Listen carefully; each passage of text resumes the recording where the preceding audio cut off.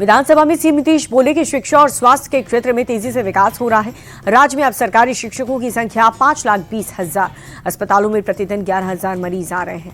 Bihar BJP अध्यक्ष और मंत्री दिलीप जायसवाल ने विपक्ष का मुद्दा विहीन बताया। कहा कि उनके पास कोई भी मुद्दा नहीं है, विपक्ष के लोग कुछ भी बातें करते रहते हैं।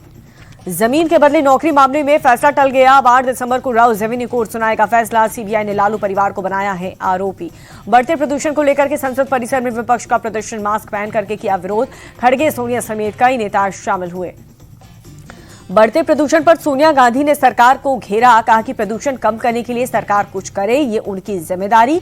छोटे छोटे बच्चे मर रहे हैं। प्रियंका गांधी ने प्रदूषण को लेकर के सरकार को घेरा। बोली कि हर साल प्रदूषण से हालत बिगड़ते जा रहे हैं, कम करने के लिए सरकार कोई एक्शन नहीं लेती। प्रियंका गांधी बोली केवल बयानबाजी से काम नहीं चलने वाला है, सरकार कुछ ठोस एक्शन ले। बढ़ते प्रदूषण से छोटे छोटे बच्चे सांस नहीं ले पा रहे।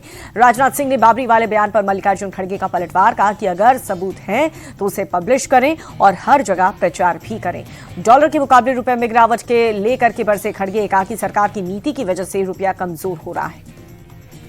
रुपए के कमजोर होने पर प्रियंका गांधी का प्रधानमंत्री पर अटैक। कहा कि मनमोहन सरकार के समय सवाल उठाने वालों को इसका जवाब देना चाहिए। संसद परिसर में टीएमसी सांसदों का प्रदर्शन, केंद्र का बकाया और मनरेगा फंड से जुड़े मुद्दों को लेकर के प्रोटेस्ट। टीएमसी के प्रदर्शन पर बंगाल बीजेपी अध्यक्ष समीक भट्टाचार्य बोले, ध्यान भटकाने के लिए ये लोग प्रदर्शन कर रहे हैं। केंद्र ने साफ कहा कि हिसाब बताओ और पैसा लो। हुमायूं कबीर को पार्टी से निलंबित करने के बाद मुर्शिदाबाद में सीएम ममता बनर्जी की रैली। कहा कि हम सांप्रदायिक राजनीति नहीं करते, हम इसके खिलाफ हैं।